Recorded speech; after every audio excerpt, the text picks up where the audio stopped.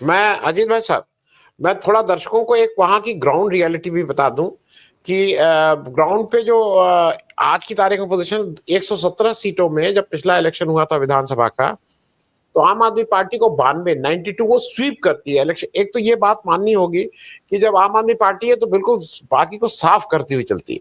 तो 92 और उसको 42% वोट मिले थे।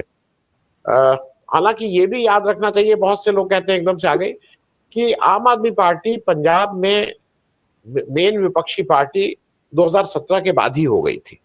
मतलब उसके 20 विधायक थे, 24% उसके वोट शेयर था, तो उसकी प्रेजेंस थी पंजाब में। कांग्रेस जो थी वो 77 विधायक थे 2017 में, 39% वोट था, वो घट के 23% हो गया और 18 विधायक रह गए। और जो शिरोमणि अकाली दल है उनके 3 विधायक रह गए, 18 से गिर के वो 3 पे आ गए, और भाजपा के 3 से गिर के 2 विधायक हो गए।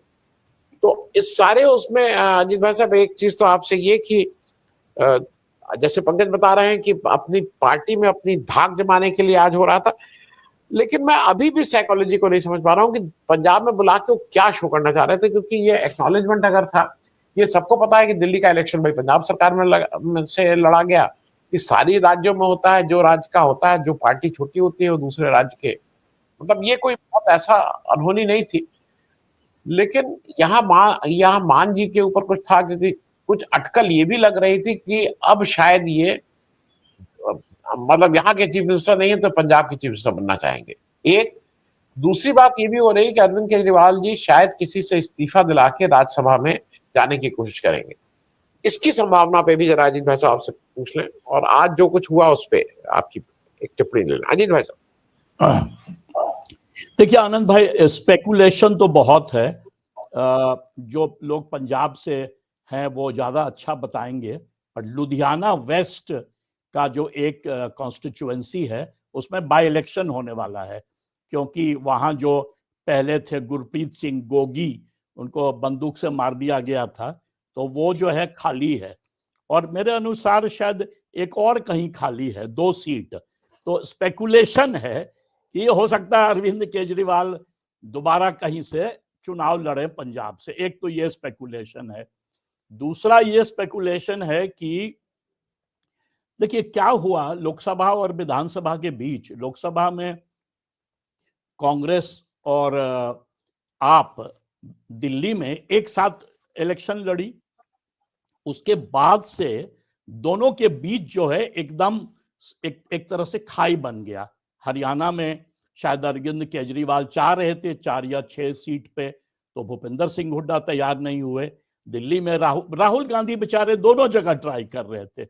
वो राजस्थान में भी वो परसुएड करने की कोशिश कर रहे थे भूपेंद्र सिंह हुड्डा को कि दे दिया जाए आपको, ताकि अलायंस बनी रहे। और शायद रिट्रोस्पेक्टिव में देखा जाए तो हरियाणा में भी और दिल्ली में भी यदि अलायंस होता जिसमें कि अरविंद केजरीवाल तैयार नहीं हुए, उसमें भी राहुल गांधी कोशिश कर रहे थे कि अलायंस बन जाए ताकि इंडिया ब्लॉक बरकरार रहे। तो ये जो एक खाई बन गया है, इसमें एक इसका जो नेगेटिव साइड है सबसे बड़ा जो मुझे नजर आ रहा है, और कुछ एनालिस्ट जो ऑल्टरनेटिव राजनीति की बात करते हैं वो भी इसके बारे में बात कर रहे थे। कल जेएनयू में भी एक मीटिंग थी, वहां भी लोग बात कर रहे थे कि लड़ाई जो होना चाहिए था इंडिया ब्लॉक और भाजपा के बीच, वो लड़ाई शिफ्ट कर गया है। क्योंकि लोकसभा चुनाव अभी है 5 साल बाद 2029 में, तो उसमें क्या हुआ है कि फाइट हो गया है इंडिया ब्लॉक पार्टनर्स के बीच, कांग्रेस आप के बीच। आप एक तरह से कहिएगा तो थ्रू आउट इंडिया ब्लॉक में जो सबसे वीक कड़ी है इंडिया ब्लॉक का, वो आप है और तृणमूल है। बाकी पार्टियां जो है एक तरह से वो एक बीच बीच में कुछ स्टेटमेंट आ जाता है बट फिर भी साथ है। बट तृणमूल और आप लगता ही नहीं है कि फिट कर रहा है कि नहीं इंडिया ब्लॉक के अंदर। तो स्पेकुलेशन ये है कि अब कांग्रेस गुस्साया हुआ है, और कांग्रेस ने देखा कि भाई करीब करीब 7%, 6.5-7% वोट कांग्रेस को मिला दिल्ली के चुनाव में। और शीला दीक्षित एक बार ये स्टेटमेंट दी थी कि कांग्रेस तभी रिवाइव होगा जब आप खत्म होगा। तो ये जो है ना एक मूड है कांग्रेस के अंदर कि अभी तो लोकसभा बहुत दूर है, ये जो है एक तरह से कांग्रेस और आप के बीच जो है फाइट स्टार्ट हो। तो उसमें स्पेकुलेशन ये है कि आपके शायद कुछ एमएलए टूट के चले जाएं कांग्रेस में। तो इसके कारण जो है अरविंद केजरीवाल सोचते हैं कि शायद भगवंत सिंह मान इसको हैंडल नहीं कर पाएंगे। उनका गवर्नेंस वैसे भी बड़ा क्वेश्चनेबल है, लीडर भी वो बहुत तगड़े नहीं है, कविता वगैरह बहुत अच्छा बोल लेते हैं, गाना वाना अच्छा गा लेते हैं, बट वो गवर्नेंस मैन नहीं माने जाते हैं। प्लस पंजाब का पब्लिक डेट जो है, पंजाब का जो इकोनॉमी है, वो आज से ही नहीं, मैं कहूंगा ये अमरिंदर सिंह के समय से ही या उसके भी पहले से पंजाब का नंबर 1 पोजीशन पर एक जमाने में पंजाब था। पंजाब का जो डिक्लाइन है वो इतना ड्रास्टिक है, तो इस कारण जो है स्पेकुलेशन बढ़ गया है। अभी तक कोई कॉन्फर्मेशन नहीं है, बट कुछ लीडर कांग्रेस के ये सॉर्ट ऑफ आर्ग्यूमेंट दिए हैं कि केजरीवाल चाहते हैं कि पंजाब जाके और आपको स्ट्रेंथन करें, क्योंकि दिल्ली तो गया हाथ से। अब ऐसा नहीं कि पंजाब भी चला जाए और मिड टर्म चुनाव वगैरह कुछ हो जाए, तो उस कारण ये स्पेकुलेशन है, नंबर 1। नंबर 2, केजरीवाल जब बैठते हैं कहीं पर भी प्रेस कॉन्फ्रेंस में, तो पहली बात कहेंगे मैं राजनीति में सत्ता के कारण नहीं आया। ये हमेशा कहेंगे कि मैं तो बिल्कुल मॉरल लीडर हूं, मैं जयप्रकाश नारायण टाइप हूं, मैं जो हूं देश को बदल दूंगा। ये जो है ना, ये जो है इस तरह का स्टेटमेंट केजरीवाल देते हैं। इसी तरह का स्टेटमेंट इनके जो वो चेला है प्रशांत किशोर, वो भी हमेशा यही बात करेंगे, सत्ता माने पूरे देश को बदल देंगे, महात्मा गांधी टाइप का रोल।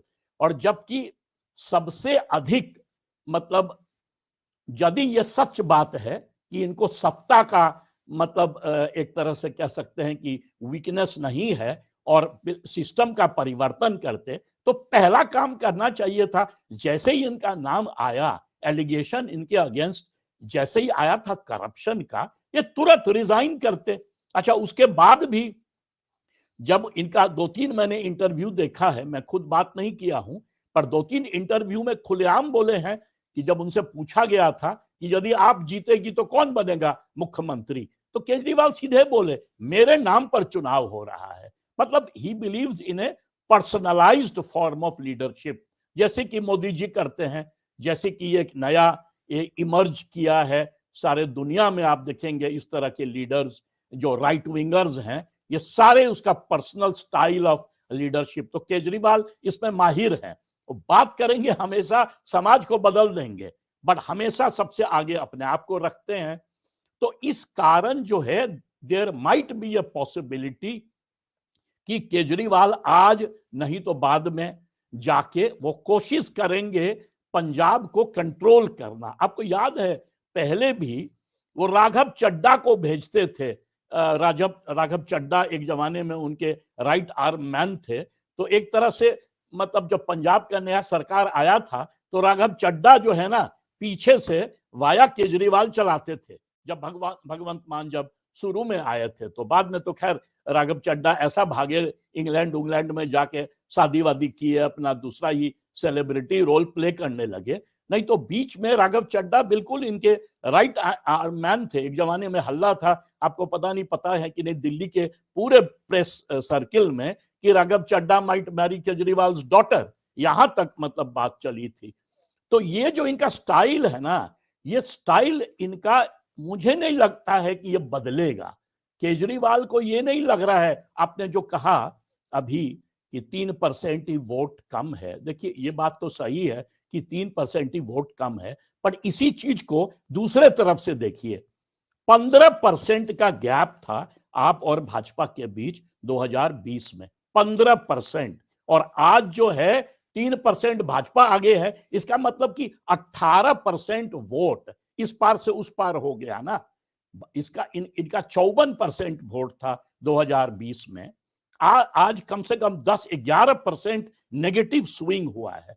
और भाजपा का जो है 38% वोट था, उसका करीब करीब 9%, 8 से 9% पॉजिटिव स्विंग हुआ है। तो इसको वैसे ना देखा जाए कि ये 3% ही है। ये बेसिकली क्या हुआ, जो फ्लोटिंग वोटर है दिल्ली का, जो लोकसभा में 7 सीट भाजपा का जिताया और जो असेंबली में 2 बार 3 बार अरविंद केजरीवाल को जिताया, वो फ्लोटिंग वोटर भाजपा के साथ रह गया। और वो फ्लोटिंग वोटर जो है वो करीब 17 से 25% है दिल्ली का। तो 25% वोटर यदि वो स्विच नहीं किया है, वो लार्जली, मेरे अनुसार लार्जली वो मिडिल क्लास वोटर है। और भाजपा उसको बजट एकदम 2 दिन पहले निकाल, 4 दिन पहले निकाल के budget pro middle class ensure कर लिया और अपना कैंपेन के समय और भी जो है प्रो मिडिल क्लास आवाज करके वो रख लिया अपने पास। तो ये जो है, ये एक तरह से मैं कहूंगा ये मॉरल डिफीट है अरविंद केजरीवाल का, serious moral defeat, political defeat. और ये कोशिश करेंगे, अब क्या होगा पंजाब में, and will he be acceptable इन पंजाब, और उनका क्रेडिबिलिटी देश में कितना रहेगा ये दूसरी बात है। बट अटेम्प्ट तो जरूर होगा मेरे अनुसार, although people from Punjab might give a better answer. Anand ji ji